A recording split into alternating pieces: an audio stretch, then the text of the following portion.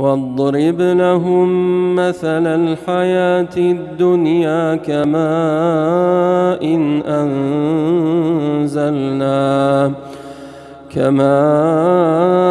إن أنزلناه من السماء فاختلط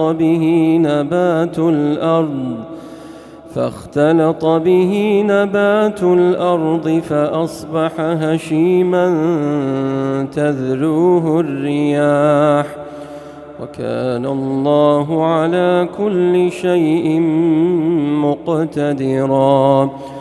المال والبنون زينة الحياة الدنيا والباقيات الصالحات خير